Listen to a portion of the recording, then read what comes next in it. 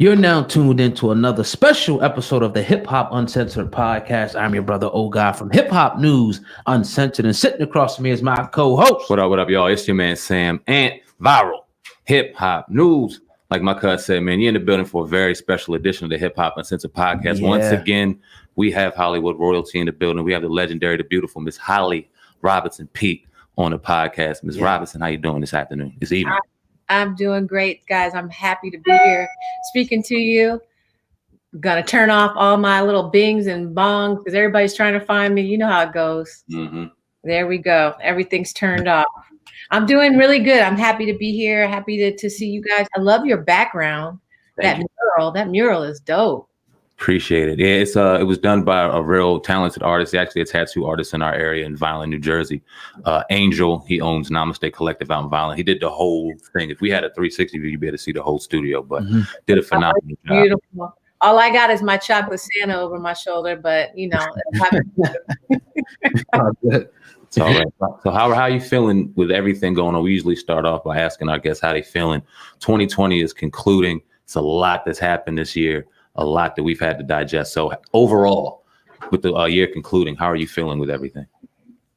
I mean, overall, I'm feeling positive. I'm feeling like there's some things to be really grateful for. I feel like, you know, we had a positive election. I feel like we had a positive, you know, we have some, I was watching a news conference today of a new, you know, COVID team that actually talks to us. And, you know, I feel good about the trajectory of where we're going. Personally, I'm really down right now because I lost a very good friend yesterday. And I just, when you lose somebody that is around your age, one of your contemporaries that has children your age, it hits you differently. And so I'm a little sad about that today. Yeah, condolences to your friend, Miss Natalie DeSalle Reed, who passed away. Shockingly to a lot of her fans yesterday due to colon cancer. You actually broke the news to a lot of people, broke the news to me when you dropped your tweet. And it made me learn something new because I didn't know your mother was a manager and I didn't know that she managed Miss Reed. If you don't mind, can you share some of your experiences with Miss Reed?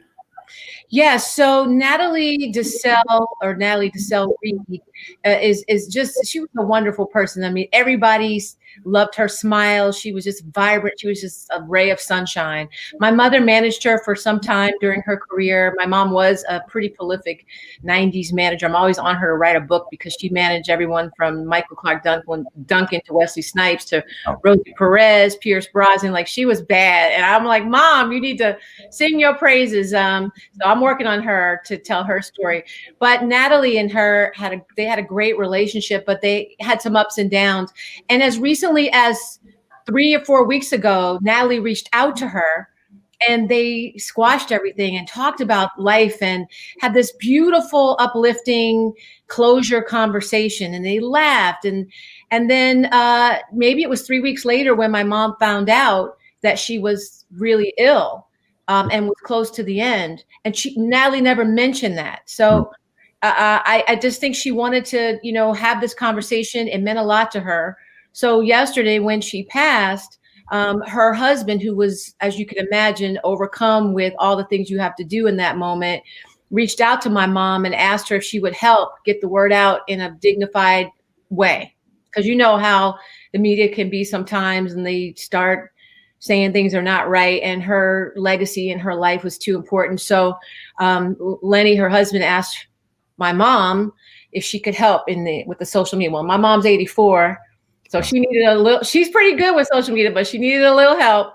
So I stepped in to help her. And Natalie was someone that I loved, and her legacy will live on. She's Black royalty, right? She's for the culture. She's like those of us who did movies and TV shows in the 90s feel a certain way about, you know, our relationship with our fans. And I know Natalie was somebody that we all loved, and I'm super sad about her passing. Yeah, absolutely. Condolences. Could you talk a little bit about your foundation for our audience, if you may? Yes, thank you for asking. So Holly Rod Foundation, like many other nonprofits, are kind of suffering right now because we usually have these big old, you know, galas where we raise all this money and to support our programs. But we started Holly Rod, my husband, Rodney Peete, and I started because we were supporting families impacted by Parkinson's. And some of you all people who are listening, certainly not you two because you're too young, but you might remember my dad was on Sesame Street. He was the original Gordon on Sesame Street back in 60s, from the late 60s to the early 70s. So he really started that iconic show, and I'm super proud of his legacy. But when he was just in his 40s, he got Parkinson's. And this was in the 80s, right? So there was we didn't have Muhammad Ali or Michael J. Fox to sort of shine the way. We didn't really know what Parkinson's was. We just knew it was neurological and incurable. So fast forward many years, when I married Rodney, he said, we're so blessed to have resources to take care of your dad. What about families that don't? And that's where Hollyrod came. And then some years later, we had a set of twins. One of them was diagnosed with autism, and we knew we wanted to expand our mission to help those families too. So that's what we do. And currently we support our young people with autism to get jobs, job training, and they can sometimes not only be a great asset to your company, but sometimes like the best employee. And RJ was fortunate to get a job with the World Series Championship, Los Angeles. Let me get it right. And it changed his world. It changed his trajectory. He has confidence and self, he can self-advocate. So we want that for a lot of people. So that's what Hollyrod does. We support compassionate care for families impacted by autism and Parkinson's. That's awesome. And where's that? What do you practice out of? Where's your foundation out of? We're in Los Angeles, but we grant a lot of other programs around the country with RJ's Place grants. So that means we support their efforts to help families impacted by autism, and especially to get jobs and get job training. We connect with other organizations, and we also connect with other corporations like Microsoft, like Cigna, like Walgreens. These organizations are hiring these young people, and then we help train them and get them jobs and meaningful employment. I don't know. That's very commendable and respectable. Definitely appreciate that. Take us back, Miss Robinson, because the first time I saw you was in the late 80s. I was born in 83, so I'm about 5, 6 years old. And I seen a beautiful woman from 21 Jump Street. I didn't know about a woman at the time, but I know the woman I was watching was pretty. And I was watching her on television. Talk about how you got into acting, because obviously your mother had a long history in managing. Now you're telling us your father was one of the original Sesame Street cast members in the 60s. Hollywood around you and royalty around you already. So how did you get into acting? So when I was about 5 or 6, the age you were when you first saw me, I was, it was the most amazing thing because my dad had this like the best job any 5 or 6 year old dad could have, being on the dopest show for a 5-year-old to watch, which was Sesame Street. Right. Well, I wanted to be on this show, right? Naturally, like anybody else that was 5, but my dad was a different kind of guy. Like he didn't want me. He knew that if I went up there, we were living in Philly. If I went up to New York and was on Sesame Street, that I would see those lights and decide I wanted to be in show business. And he didn't want that for me. So he didn't want me to be a child actor. And so he was right. When I finally begged and pleaded and got up there, I did. I got there and there was Oscar and Big Bird in them. And I was like, oh yeah, and the lights and stuff. I said, okay, this is what I want to do. But I had one line and I blew my one line. I was supposed to say, hi, Gordon. And I kept saying, hi, Daddy. And then, so yeah, that happened. And then my feelings were really hurt because I got my line taken away from me. And, but yeah, he was right. I got there and I was like, ooh, I want to do this. I want to be on TV. And it wasn't until later till I saw people like Diane Carroll and wanted to be on TV, like to know that it was actually possible for me. And then later on, when we moved out to California, my mom became this manager. She used to take me along to the Good Times tapings. And I mean, the Jeffersons tapings. My dad was, sorry, my eyelash is flying up, guys. This is what happens when you get on these Zoom calls. I'm gonna just keep it real. Eyelash, hold on, wait, it's flying up. It's flying up. Okay. So anyway, and so yeah, so my dad, after Sesame Street, went on to do some writing and producing for different other iconic shows. My mom was managing. They were divorced at the time, but I got a chance to really see the business as a young girl. So when I would go to them Good Times tapings, they were like, it was like going to church because the audience talked back to the actors on stage. And that was what I wanted to do. I knew that's what I wanted to do. So I ended up going to college anyway to fulfill my dad's dream because he just wanted me to go to college. And once I graduated, it was a very short time before I got 21 Jump Street. And that was a great show because it was very diverse as far as the actor, as far as the diversity of the cast. We had somebody from all walks of, nationalities and races, and that was really awesome. Right. Great. Did you play Diana Ross in The American Dream? I did. And the Jackson's American Dream. I only was on that movie for like 2 days, but it was one of the best jobs I ever had. I loved it. That movie that mini series is so iconic. And I think VH1 played it for like 60 times a week. So everybody saw it. And I loved it. That was one of my favorite roles I've ever done. I got to do my own singing, my reach out and touch. I got to do that. So, and playing an icon like her and the Jackson 5 for me growing up was everything. Now, you said you grew up in Philadelphia, Pennsylvania. You're a year younger than my mother. So growing up in the 60s in Philadelphia, how was that growing up in Philadelphia? It was a trip. We lived in a neighborhood called Mount Airy, and Mount Airy was very diverse, right? So Mount Airy, Germantown area we had every kind of person living on our block, Black, white, Jewish. It was a family from India, a family from France, Japanese. So I had that real multicultural upbringing. And, I really wanted that for my family, wanted that for me, my parents. So that when I moved to Malibu later on, when I was like 10 and was the only Black kid in the neighborhood, I was like, okay. Mm-hmm. That was bizarre, really bizarre. And you probably don't remember Flip Wilson, but it was like his kids were living in that. Ask your mama who Flip Wilson is. So Flip Wilson's kids and us was the only Black people in the whole city. And it was weird. It was a hard thing to adjust to.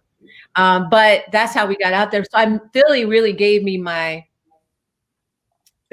core, my center.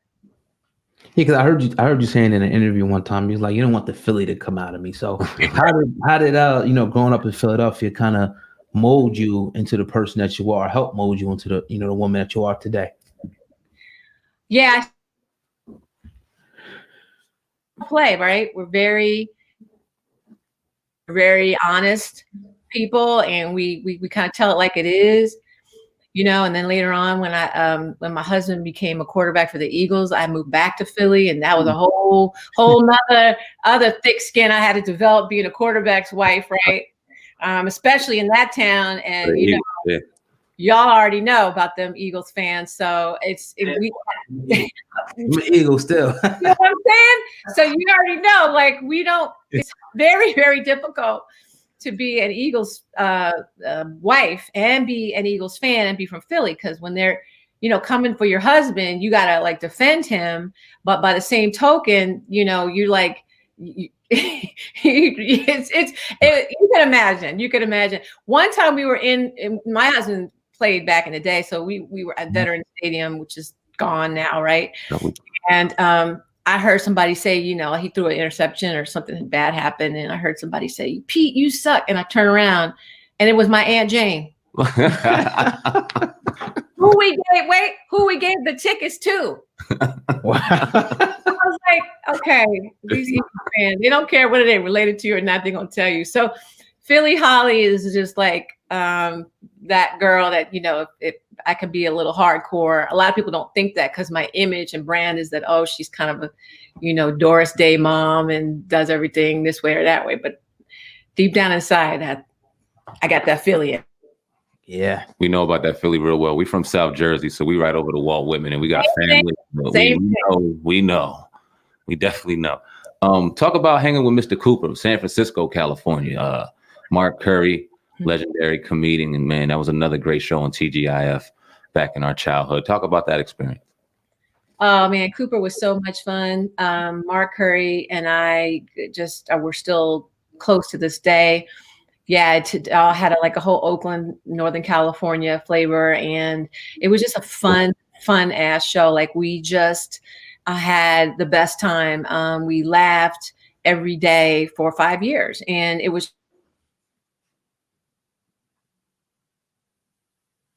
reunion thing the other day, and I was just sobbing because I was just remembering, Cooper was on around that time, and Karen Parsons was was my friend back in high school. And when both of our shows were on at the same time, we used to go to each other's tapings and support each other. So watching her cry and be emotional, I was just a mess. So I'm hoping that one day we get to reboot Cooper, because I think that it would stand the test of time.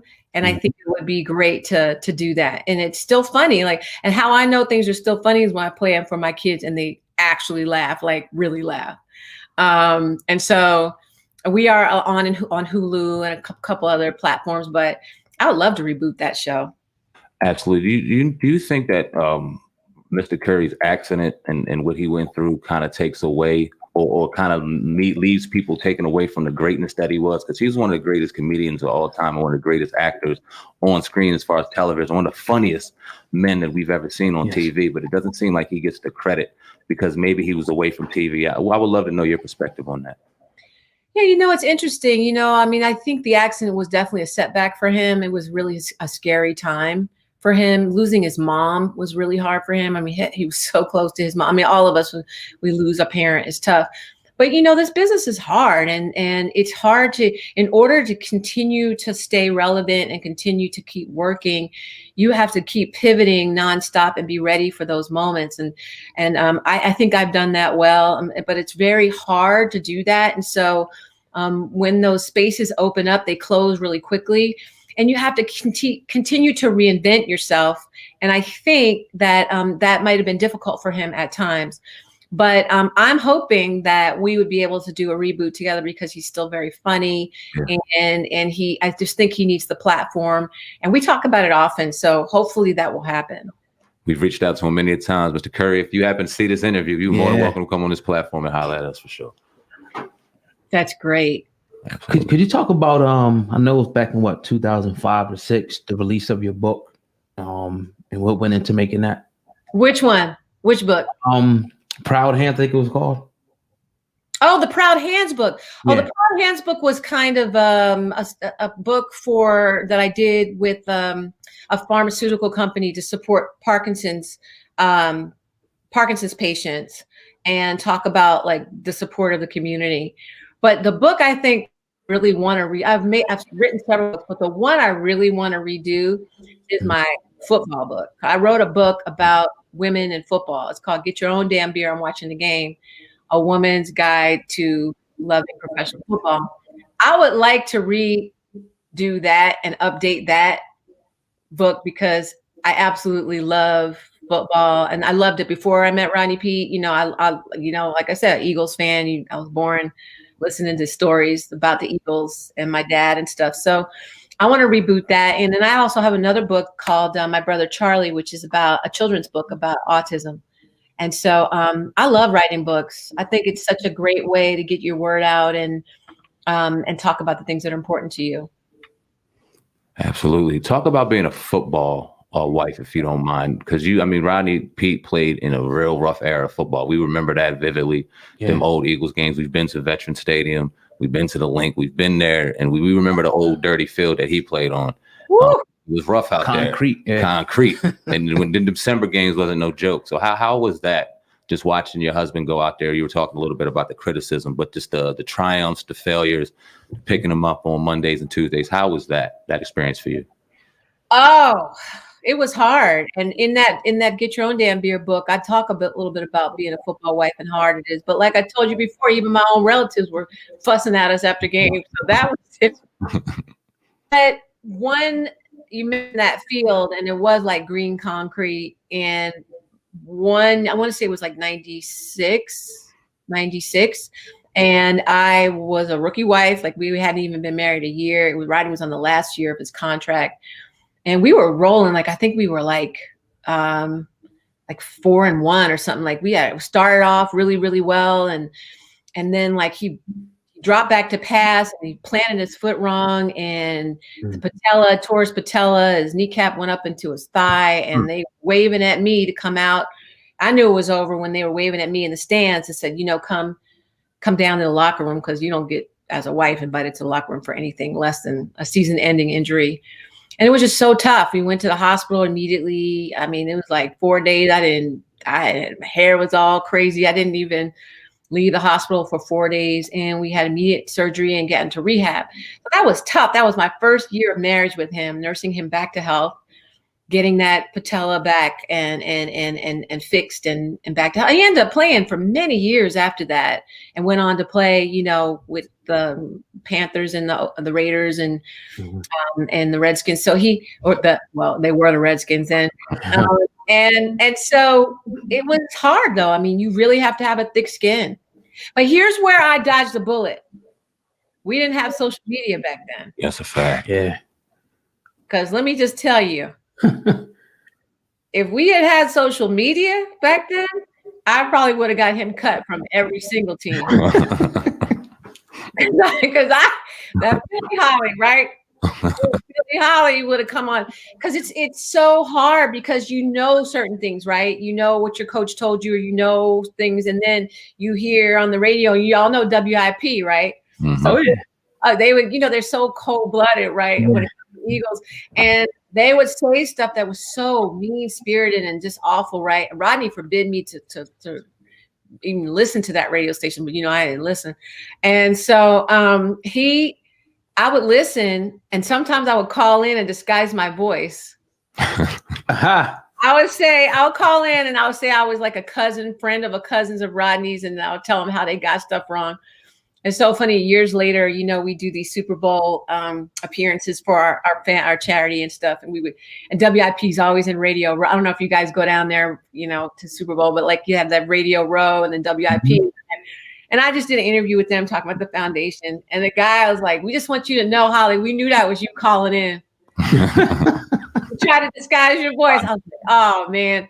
So it all ended up well, but I don't know that I would have survived the social media age of the bullying that some of these players have to take. Like, that would have been hard.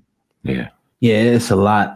Even with Donovan McNabb, and Rodney Pete, my dad used to always kind of just talk to me about the racial undertones and everything that went on in Philadelphia. Do you anything you want to share about that? Like, just kind of hearing things that you thought, well, yeah, he's a quarterback, but he's black, but that was kind of like a little racial to me. Did you ever experience anything like that, being Rodney Pete's wife? Oh my God, we don't have enough time to talk about that. and that's probably where I would have got him. Yeah. We like you, Rodney, but that wife. Yeah, I mean, but that was his whole story of his career. When Rodney was drafted, I mean, I wasn't around then, thank God, in some ways. But he was supposed to go in that first round. He was a runner-up to the Heisman Trophy to Barry Sanders. Mm-hmm. Him and then Troy Aikman,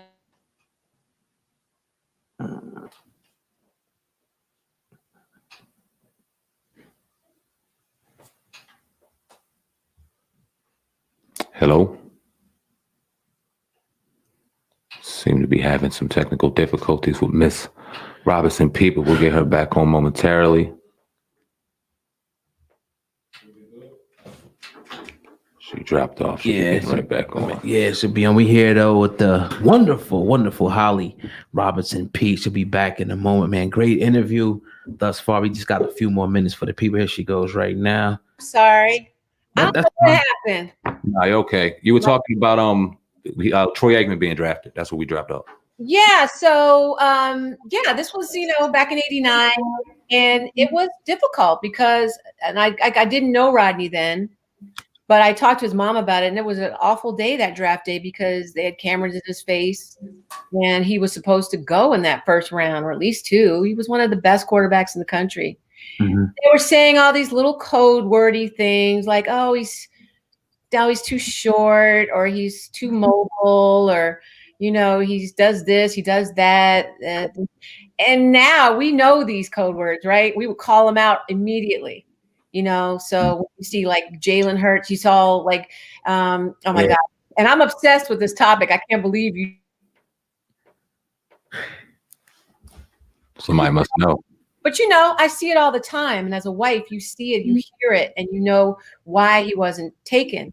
But then I always talk about the blessing of him being in the league for 16 years, and all of those quarterbacks, the 6 or 7 or 8 of them that went before Rodney, with the exception of Troy, they may have averaged maybe 2 to 4 years in the league. Yeah. Right. Rodney hung in there for 16 years. He started. Sometimes he didn't start, but he was, he had a nice little career. So I'm very proud that he pushed through. But yeah, that was hard. And Donovan, and the Donovans, and even Randall Cunningham, and so many of us were able to have these conversations because we all kind of knew what the deal was. Now, you're an Eagles fan because you just mentioned Jalen Hurts today. So how do you feel about that situation? He was just named the starter today. Yeah, I like it. I mean, let me take that back. I like it because I like Jalen as a player. I just love he was like one of my favorite college players to watch. I don't like it because if he comes out and doesn't do well, what we just talking about, them Eagles fans, thank God they're not playing in front of the fans right now. I mean, I hate that they're not, but thank God they're not, because I feel like if they were, he would be, if he doesn't do well, it's just hard for these young guys to go in there and do something. So I like that he's getting a chance. But I know that, if you don't do well in that town, they try to run you up out of there. And I like to see these young players, especially a quarterback like Jalen, get a chance to fail. Right. Because that's what Troy Aikman got, and so many other people. You got a chance to fail, a chance to, have a bad season or two, and then you get developed and they ease you in. And some of these brothers, boy, they get thrown in immediately and they got to perform. So I wish him a lot of luck. I'm going to be pulling for him this week. Who are the Eagles playing this weekend? Saints, New Orleans Saints. Oh boy. It's a tall order, but he'll do well. Oh boy. But we're gonna stay supporting them. Yes. Salute to my Washington football team who beat the Pittsburgh Steelers yesterday. I saw that. Okay, I was impressed with that. That was a big upset. It was due for a loss, though. I think it was. It was 11-0. It was seasoned up perfectly for us to beat them. They were dealing with the COVID issue. It was on a short week. I'm like, if we're gonna do it, it gotta be this week because it's the best chance. We ain't beat them since '91. Wow. 90. I did not know that. I didn't know that. Come on, no way. The Washington football team has not beat the Steelers, but they don't play them every year, right? They played them enough in 30 years and not win one game. Like that was since the Super Bowl. I was 9, and back then I wasn't even a Washington fan like that. It hurt. But I was happy yesterday. That's good. We got to take our small wins every way we can get them. You telling me? Thank you. Absolutely. You got any more questions? No, that's it. I appreciate it. Yeah, we know you don't. We're pressed for time, and we definitely want to stay loyal to the time. We appreciate you, Ms. Holly Robinson Pete, for your time this evening for a great interview. Leave for our people and our fans your social media handles and anything else you may want them to know, if you don't mind. Yeah, sure. I'm on social media everywhere at Holly R. Pete. That's Peete, 2 E's in the middle, no hyphen. And support, if you can, reach out to hollyrod.org, which is our nonprofit. Like I said, we're struggling a little bit like a lot of nonprofits right now. And if you ever want to make a donation or you want to support families impacted by autism and Parkinson's, check us out. Awesome. Absolutely. We would definitely look into that. People, you already heard Ms. Robinson Pete. Go check out her organization, great organization, and go follow her on social media right now. Definitely appreciate your time. You're more than welcome to come on anytime you find yourself back on the East Coast. We have our own studio. We'd love to have you in here when everything is all settled with COVID, and have a great interview. Again, appreciate your time. I appreciate you guys. I'll talk to you soon. Thank you. Thank you. Bye. Bye-bye.